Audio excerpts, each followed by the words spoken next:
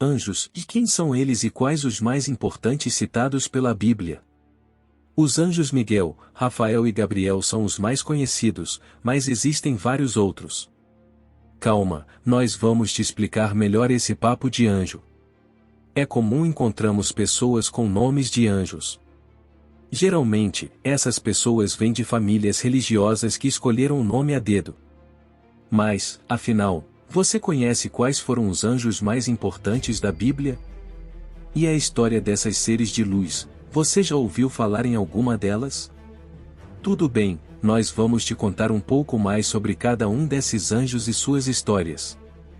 Porém, antes de darmos continuidade, confira a descrição do vídeo. Temos algo especial para você que gostaria de aprender mais a respeito da palavra. Temos um e-book com todas as questões mais difíceis da Bíblia, 250 respondidas através da própria Bíblia. Amém.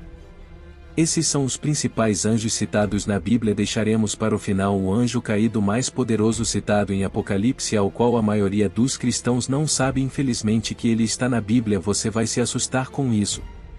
Anjo Miguel. O anjo Miguel está presente desde a criação do homem e também é citado no Apocalipse. O anjo estava lá para louvar a criação de Deus, também esteve ao lado de Adão por toda a sua vida e conheceu também a Abraão.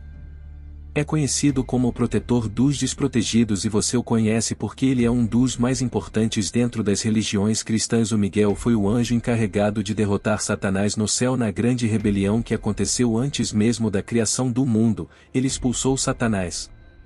O anjo Gabriel é conhecido como mensageiro de Deus, uma função muito importante. Foi ele quem contou a Maria que ela estava grávida de Jesus. Foi ele também quem ditou todo o Alcorão para Maomé, segundo a crença islâmica. Além disso, o anjo Gabriel é responsável também por proteger os portões dos céus e um dos anjos mais conhecidos pelas pessoas do mundo todo, e comum demais ver esse nome de anjo em pessoas durante o dia a dia em referência ao anjo da Bíblia. O anjo Rafael é conhecido por seu poder cura. Ele teria sido o responsável por curar as feridas de Jacó após ele passar toda a noite lutando com um ser misterioso.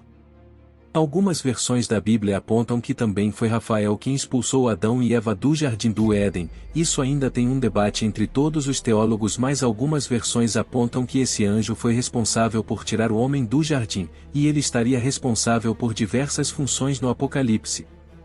Anjo Uriel, um dos menos conhecidos da Bíblia. O anjo Uriel é um dos anjos mais próximos de Deus.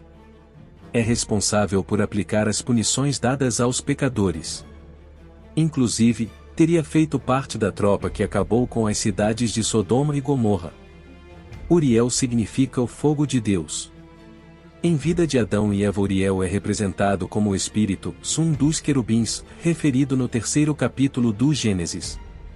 É também identificado com um dos anjos que deram sepultura a Adão e a Abel no paraíso, porém temos que deixar claro que apenas em algumas traduções esse nome é encontrado na Bíblia, em outras traduções esse nome não faz parte.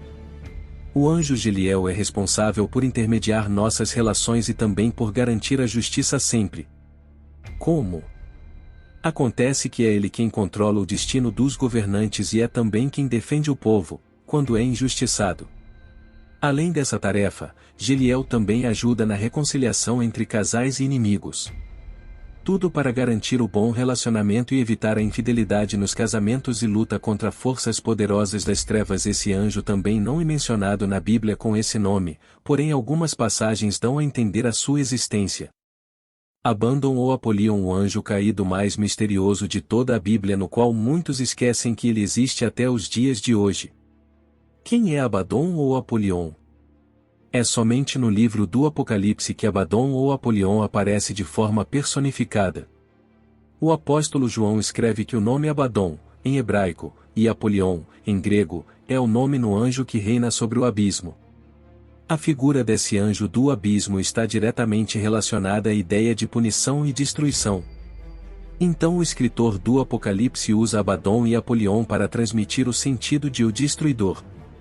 Abaddon ou Apolion é mencionado em decorrência do toque da quinta trombeta.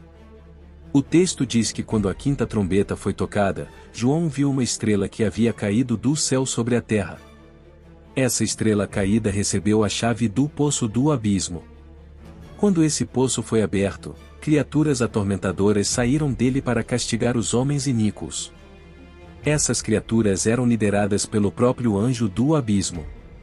Aqui é preciso entender que o livro do Apocalipse usa uma linguagem altamente simbólica. Então a descrição dessas criaturas é usada como símbolo para a ação demoníaca neste mundo, assim como a estrela também pode ser uma designação simbólica para Satanás.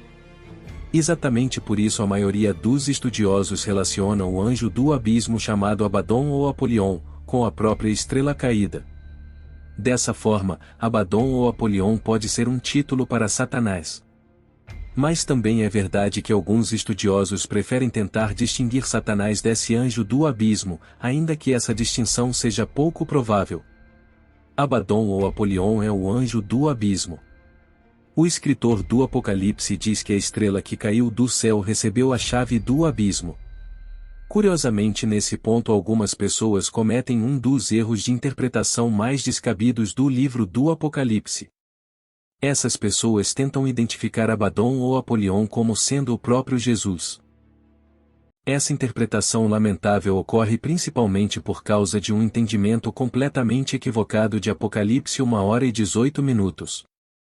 Nesse versículo Jesus diz: "Eu tenho as chaves da morte e do inferno", ou Apocalipse 1h18. Então essas pessoas relacionam esse versículo ao poder exercido por Abaddon ou Apolion. Mas uma leitura simples do texto mostra que esse tipo de interpretação deve ser totalmente rejeitado. Em Apocalipse 9h11, Abaddon ou Apolion é o líder de uma hoste demoníaca, e é descrito como uma estrela caída. É verdade que Abaddon ou Apolion é apontado no texto como sendo o governante do abismo. Contudo, o texto é claro ao dizer que esse governo foi-lhe dado, isto é, foi-lhe permitido exercê-lo. Isso significa que precisamos entender que Deus está no pleno controle de tudo. S. Kistemaker diz que nesse texto Satanás não recebe a chave do abismo no sentido de posse permanente, mas de poder momentâneo. Na execução de seu juízo sobre o mundo iníquo, Deus permite que espíritos malignos pratiquem seus atos destrutivos.